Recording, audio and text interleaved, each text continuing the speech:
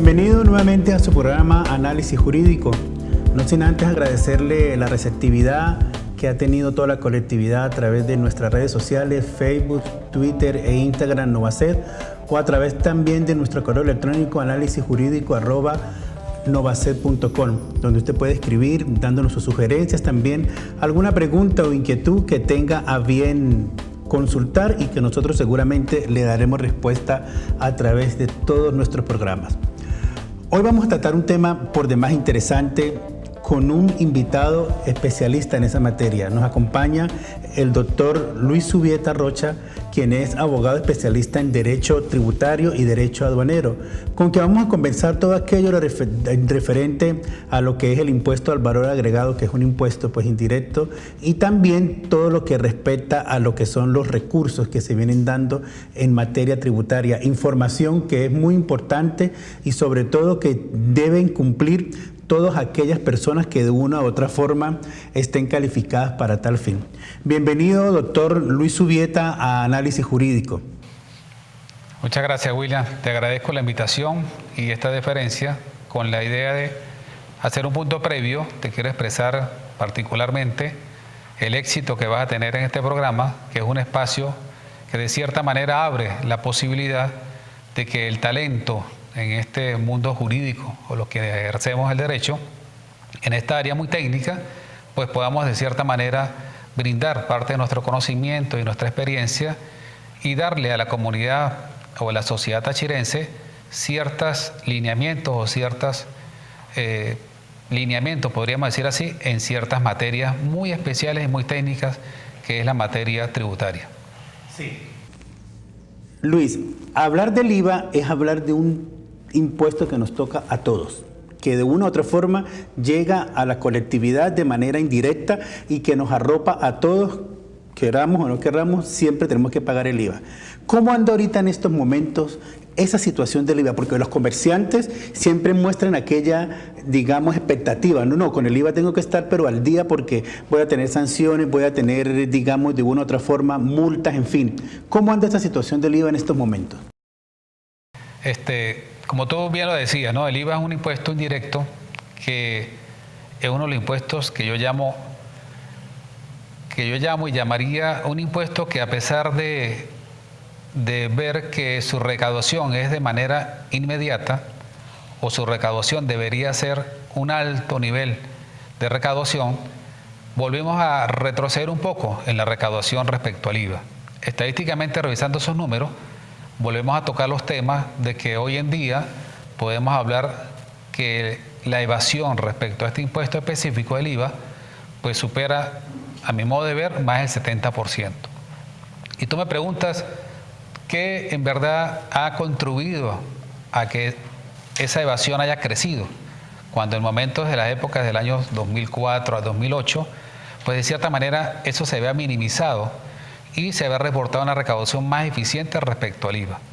A lo mejor se había creado lo que de esa manera impulsó la administración tributaria, CENIAP, que era la cultura tributaria, buscando que el contribuyente viera que ese es un impuesto que no es de él, sino que lo paga o lo soporta el consumidor final del producto o mercancía. Entonces, con eso, ¿qué quiere decirse? Que tenemos la mala creencia, o los comerciantes o nuestros clientes, comerciantes y empresarios, que dicen, mañana tengo que pagar el IVA. Realmente él no lo paga. Si él en verdad lleva sus cuentas bien, lo que yo llamo, lleva sus créditos, sus débitos bien, pues simplemente lo que hace es una resta y una suma, y la diferencia es lo que en verdad va a enterar al Fisco Nacional. En este caso, hoy en día el término fisco no se llama Tesorería Nacional, pero realmente él no paga el IVA. El IVA lo paga el consumidor final. ¿Por qué? Porque el dueño el empresario lo que se convierte es en un agente, ¿no? Como un intermediario, pero es un dinero que no es de él. Lo recibe él en el momento de que el consumidor realiza la compra, pero él solamente lo que hace es retenerlo allí para después enterarlo al CENIA, ¿no? Como debe hacerlo. Pero ¿por qué yo siempre me he preguntado, ¿no? Y la gente siempre me dice, no, como dices tú, cometen error, mañana voy a pagar el IVA, pero no es la palabra correcta, porque ciertamente no es un dinero de él, es un dinero del Estado, ciertamente. ¿Por qué hay tanto, digamos, por decirlo en palabras coloquiales, tanto miedo a eso? Bueno, realmente no hemos superado todavía esa parte de que en Venezuela se cree una verdadera cultura tributaria. ¿Qué es lo que busca la cultura tributaria? Que yo como comerciante o empresario o profesional libre del ejercicio, que también tenemos muchos profesionales libres del ejercicio, que todavía le tiene miedo a emitir una factura por la prestación de un servicio, de cobrar lo que legalmente puede hacer por la prestación del servicio, su IVA, ¿sí? Eso se ve en la parte de las asesorías, cuando cobramos honorarios profesionales, te pregunta la empresa o el comerciante, deme la factura de su honorario. No, yo no facturo. Entonces tenemos ese problema, ¿verdad? Entonces yo siempre he dicho, la ley entra por casa. Yo tuve la oportunidad de estar en la administración tributaria 8 años y había ejercido antes de ingresar a la administración tributaria y después que salí de ella, ejerzo también. Entonces yo digo, bueno, el mayor ejemplo es uno. Si tú en verdad vas a brindar una asesoría, vas a prestar un servicio, pues tú tienes que facturar. Y en la universidad se presentó esos problemas de que el único profesor que da la factura era yo. Y yo digo, bueno, ¿y por qué tú no haces tu factura y declaras y pagas el IVA correspondiente? No solamente el IVA. Cuando tú prestas el servicio, la empresa, dependiendo del monto, te puede hacer retención de IVA y te puede hacer retención de impuestos de la renta. Recordando que hay dos figuras o dos parámetros para la retención del IVA. Te puede retener 75% o te puede retener 100%. Y tan fácil es eso que el mismo sistema te da las directrices de a quién le retengo el 100% y a quién le retengo el 75%. ¿Verdad? Yo soy partidario de que yo prefiero que todas las empresas o mis clientes me retengan 100%. ¿Verdad?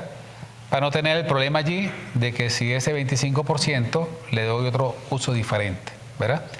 Sin embargo, hoy en día, a través de aquella ley habilitante, última ley habilitante que se le dio al presidente de la República, hubo una innovación en esa reforma y el IVA también fue impactado, ¿verdad? ¿Impactado de qué manera?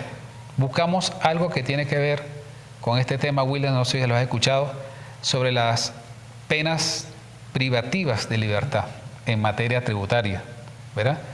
Con el derecho penal tributario. Ya hay unos autores aquí en Venezuela que han tratado el tema y hablan del tema penal tributario. Cosa que es como un tabú, que nadie quiere, como que eso no le cuadra, pero sin embargo leyes como la ley sobre el delito de contrabando tiene sanciones privativas de libertad. Y que ciertamente vienen a jugar un papel muy importante para aquel que de una u otra forma infringe la ley, evadiendo, por decir algo, el impuesto del valor agregado. Vamos a continuar en el otro segmento, no sin antes recordarle a nuestros televidentes nuestras redes sociales, Facebook, Twitter e Instagram, Novacet, o a través de nuestro correo electrónico análisisjurídico@novacet.com. Ya regresamos por Televisora Regional del Táchira.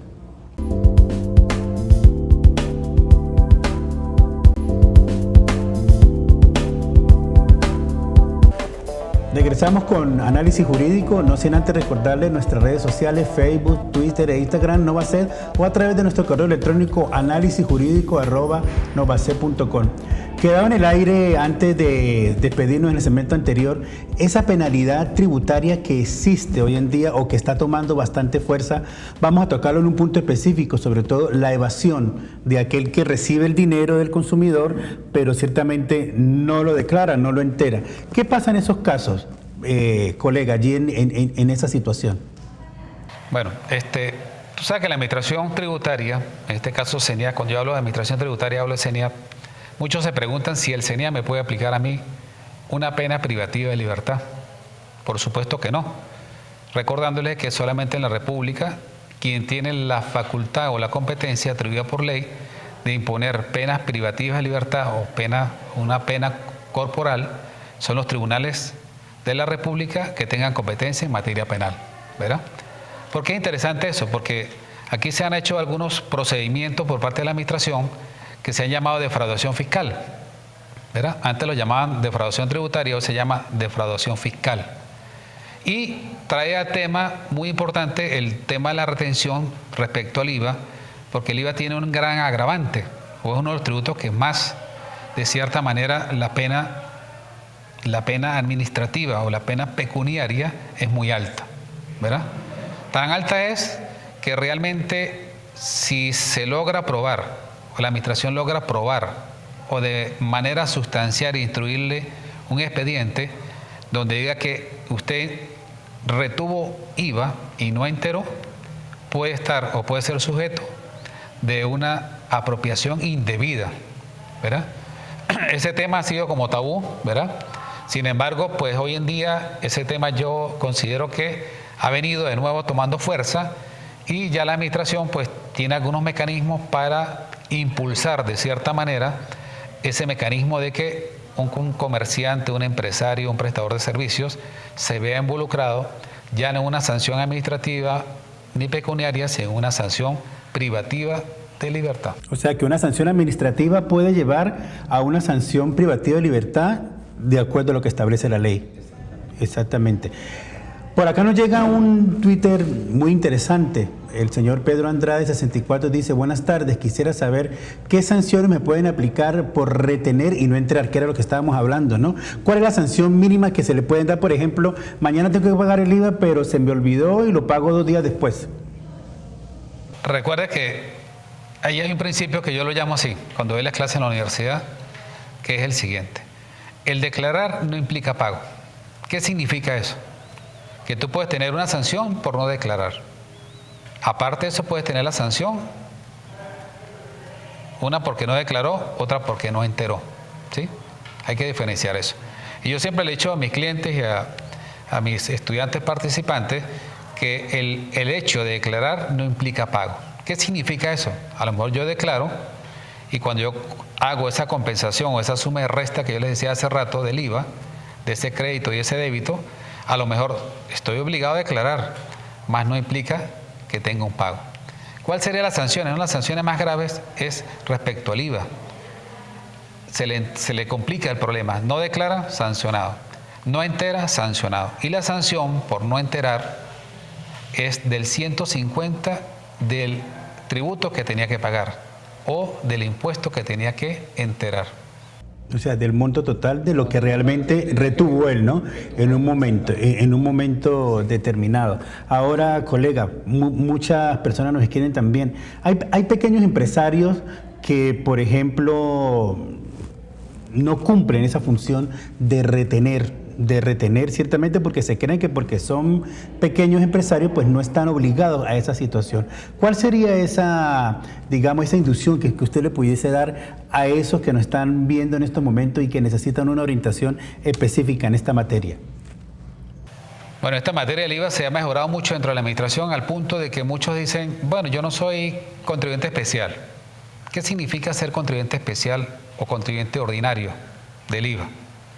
Simplemente que la administración de cierta manera buscó un escenario, un espacio donde ubicó ciertas actividades del comercio, de la industria y los nombró contribuyentes especiales. Al ordinario, como el caso que tú me estás preguntando, sería el contribuyente más o menos ordinario del IVA que no retiene. Bueno, tiene el agravante de que el día que sea fiscalizado, auditado, pues se va a ver con una tamaña sanción que a lo mejor le va a tener que cerrar su empresa y no va a tener que poder pagar ni nada esa parte, ¿verdad? Claro, entonces, ¿qué le sugiero yo que haga? Bueno, yo he partido de los principios. Hoy en día tú tienes que tener un excelente contador que maneje la materia contable y por supuesto un buen abogado que sepa de la materia, que te asesore bien sobre eso, ¿verdad? Tenemos una gran mayoría de empresas, industrias en el Táchira o en la región andina que son lo que nosotros llamamos empresas familiares. Son empresas que a lo mejor su tamaño o su envergadura pues no se asemeja a una industria de gran capacidad, pero sin embargo está sometido al régimen tributario. O sea que igual paga el que tenga una simple bodega en cualquier calle del barrio de la ciudad o del país, a aquel que tiene las empresas grandes, manufactureras o cualquiera que pueda hacer. Tenemos otro Twitter por acá que es de Mercedes Niño, dice: mi nombre es Mercedes y quiero preguntarle al abogado Luis Zubieta, ¿qué tipo de sanciones aplica el CENIA en el sentido del IVA? Bueno, las sanciones es, como les decía hace rato, bueno, hay unos cumplimientos y unos deberes formales. ¿Cuáles son los requisitos fundamentales que debe tener cualquiera que se dedique a una actividad comercial o económica dentro del municipio de San Cristóbal, por ejemplo? Bueno, mínimo debe tener un registro mercantil, un RIP, que sería lo básico que debería tener, ¿verdad? Y hoy en día, más que básico, llamaría yo, debe ser obligatorio para que él pueda, de cierta manera, emitir las facturas o la imprenta le puede imprimir esas facturas. Porque hoy en día la gente le pregunta, bueno, yo no doy factura. Bueno, tienes el agravante de que el día que te fiscalicen o te denuncien, ¿verdad? Que hoy en día la denuncia se puede hacer fácil. Hoy en día lo puede hacer hasta por una llamada telefónica o mandarlo por un WhatsApp o por cualquier medio, siempre y cuando él suministre sus nombres y apellidos y su número de cédula. Ciertamente hoy en día se hace mucho más directa ese tipo de situaciones. Vamos a dejar para el próximo segmento esa pregunta también que la gente dice, bueno, el CENIAD me está sancionando sin razón. ¿Cuáles son aquellos recursos que yo puedo, a los cuales yo puedo acudir? No sé como persona natural, pero quisiera saber cuáles son para poder orientarme. Vamos a comerciales y ya regresamos con análisis jurídico.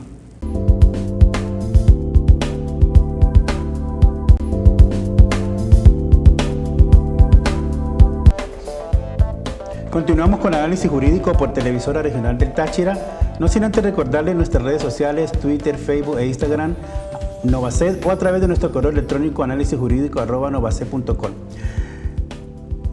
Doctor Zubieta, hay muchas personas que dicen, bueno, a mí el CENIA me sancionó, no sé por qué, porque yo pagué el IVA, no sé si será que está mal calculado o no sé qué hice, pero ¿qué debo hacer en esos casos? ¿Cuáles son esos recursos a los cuales yo puedo acudir para de una u otra forma, digamos en palabras coloquiales, estar en paz con el CENIA? Mira, Willy, yo te recuerdo lo siguiente, ¿no? Lamentablemente la administración tributaria hoy en día ha asumido un papel, vamos a decirlo un poco, tal vez más agresivo, ¿verdad? Violándole a veces lo que yo llamo el derecho a la defensa del contribuyente, simplemente alegando de que incumple cierto deber formal. A veces hasta porque no tiene publicado en la cartelera del RIC, le hace un cierre administrativo, ¿verdad? Le impone una sanción, por decir algo, ¿verdad? ¿Qué debe hacer el contribuyente o la persona para de cierta manera ejercer su derecho a la defensa, ¿verdad? Te quiero recapitular algo que es importante hacer un previo aquí. A causa de la reforma que se hizo últimamente en materia tributaria, pues lamentablemente quienes ejercemos el derecho en esta materia nos hemos visto, yo lo llamo así y lo digo y lo reitero sin ningún problema, la imposibilidad de ejercer un recurso jerárquico, que era parte del ejercicio o de la defensa normal del contribuyente, que era ejercer o agotar la vía administrativa, dando la posibilidad de que la administración revisara su propia actuación, ¿verdad?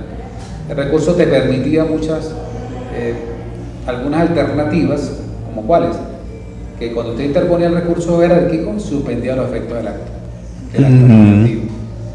Bueno, ya la tardanza o muchas veces uno utilizaba el silencio administrativo que imperaba en contra de la administración y a favor del contribuyente, y recurría a la vía jurisdiccional o judicial a través de un contencioso tributario de manera autónoma.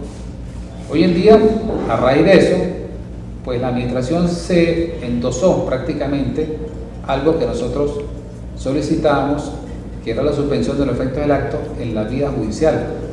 Hoy en día, ejercer un jerárquico, así como estamos ahorita, pues yo particularmente en los últimos que he hecho, no le he recomendado a mi cliente hacer jerárquico. ¿Por qué? Porque la administración de una vez te dicta las medidas. Claro. En automático. Simplemente usted interpone el recurso, te empieza a notificar a registros y a notarías cualquier transacción que tenga que ver con eso, a las entidades bancarias, y prácticamente se hace, criolmente, un bloqueo total de tu actividades en cualquier, sí, te deja amarrado. De todo punto de vista, no puede hacer nada. La recomendación que yo hago hoy y que he empezado a hacer desde el año pasado para acá es ir directamente al contencioso tributario. Que lo tenemos en San Cristóbal, ¿no? Tenemos en San Cristóbal. Tenemos la bendición de que por lo menos la sede de ese tribunal de la región Los Andes, ¿verdad? Que abarca Táchira, Mérida, Trujillo, parte de Barinas, parte del distrito de Alto Apure y por supuesto del estado Táchira, la sede física la tenemos aquí en el edificio nacional, ¿verdad? Es una gran oportunidad para los que estamos dentro de este. O sea que en medio de todo esto es necesario el papel del abogado para que yo pueda ejercer como comerciante un recurso jerárquico. No lo puedo hacer solo. Claro. Entonces veníamos con otro, gracias William con la acotación que existe. Mira, yo siempre he recomendado que quién más puede ser el más idóneo para ejercer un recurso en materia tributaria. Antes veíamos muchos recursos, yo tuve mucha oportunidad de ver muchos recursos jerárquicos que como no decía que tenía que ser asistido de un abogado, lo hacía el contador público. Pero yo siempre he partido lo siguiente, yo creo que tú vas a compartir esa idea. ¿Quién más que un abogado que prepare el terreno, que pueda preconstituir algunas pruebas, más con las pruebas que tiene en físico, de darle una mayor defensa al contribuyente. Porque el contador se limita solamente a asistirlo y su visión es netamente contable. Pero al final yo como abogado voy a tener otra visión diferente, porque yo sí me voy a preparar desde aquí hasta cuando vayamos a la vía judicial, darle por lo menos la posibilidad o la defensa que bien debe tener el contribuyente. Sí, y sobre todo que sea conocedor de la materia tributaria, ¿no? Porque el abogado pues podrá saber lo más somero de lo que es el derecho tributario, pero como es un tema también, como tú decías, necesariamente conocerlo para podernos desenvolver en todo lo que es la parte tributaria, es importante el papel del abogado en estos casos cuando el contribuyente realmente sienta que está siendo afectado por el CENIA o que fue multado o sancionado por el CENIA sin saber por qué, ante una situación específica que se pueda presentar en algún momento determinado. Nos llega un correo electrónico y dice, de Arturo Vidal, dice: buenas tardes, amigos de Análisis Jurídico, muy bueno su programa. Le escribo desde Rubio, municipio Junín. Quisiera hacer una pregunta. ¿Qué puedo hacer yo como contribuyente frente a la actuación de la administración tributaria cuando realmente me siento afectado o agredido, quizás quiere decir aquí el que nos escribe, por alguna actuación del CENIA? Casi generalmente lo que estábamos hablando, ¿no? Claro, lamentablemente, pues, como decíamos hace rato, pues, la actuación es discrecional prácticamente del funcionario y queda a facultad de él si te hace el cierre administrativo, si te hace una clausura, si te emite una sanción, ¿sí? Entonces volvemos a un principio que nosotros llamamos como abogados, un principio en el derecho administrativo que se llamaba el sol repete, paga primero y reclama después. Bien, pues, exactamente. Ahí estamos ahora, ese es el terreno. Ese es el terreno que hay ahorita. Que se ve desligado del derecho administrativo y lo había cogido el derecho tributario, y que no, primero yo me defiendo y después miramos si en verdad es justa la sanción o no es justa. Claro, ahora exactamente. No, ahora se aplica la sanción, si en verdad no quieres que te aplique la clausura, paga y te levantamos la medida. Bueno, pero sin embargo nosotros vemos, por ejemplo, vamos a los centros comerciales, vamos al centro, vamos a Barrio Obrero, a cualquier calle de la ciudad y vemos todavía establecimientos comerciales cerrados por 10 días. Correcto. Por 10 días, por el artículo tal del CENIA. Vemos que hay entonces, lo que tú estás diciendo, aplicaron la sanción, después veremos qué hacemos, ¿verdad? Aplicar los recursos para saber por qué me están cerrando mi negocio o sencillamente por qué me están prohibiendo trabajar sabiendo que yo cumplí. Vamos a suponer, entre comillas, que el comerciante diga, yo cumplí, pero me están cerrando el negocio porque, como dices tú, me faltó el RIG en la cartelera o está vencido el RIG en la cartelera. Entonces son situaciones que, digamos, la colectividad muchas veces no entiende, pero que es necesario realmente el papel del abogado. ¿Dónde podemos conseguirte, Luis Subieta, para aquellas personas que necesiten de un abogado tributario? Danos tu número de teléfono, tu correo electrónico, para que la colectividad pues lo tenga presente y ciertamente en algún momento determinado puedan ubicarte para alguna asesoría o algún trabajo en materia tributaria. Mi número telefónico celular 0414-175-4228 y el correo electrónico Luis Alberto Subieta, todo corrido, @hotmail.com. También el de la oficina 346-7331. Recordándoles que hoy en día pues, utilizamos mucho las redes sociales y particularmente yo en un momento dado, bien sea por vía de correo, también se le evacúa la consulta y también se le envía la factura de los honorarios profesionales. Exactamente, así es. Ciertamente, pues hoy en día el papel del abogado es muy importante en todo lo que tiene que ver con los aspectos de la vida nacional. Agradecido con tu presencia en nuestro programa Análisis Jurídico y a ustedes también, amigos televidentes, muy agradecido por la alta sintonía que hemos recibido a través de este programa Análisis Jurídico por Televisora Regional del Táchira. No sin antes recordarles nuestras redes sociales por Twitter, Facebook e Instagram o a través de nuestro correo electrónico Novacet, análisisjurídico@novacet.com. Muchísimas gracias y será hasta el próximo programa.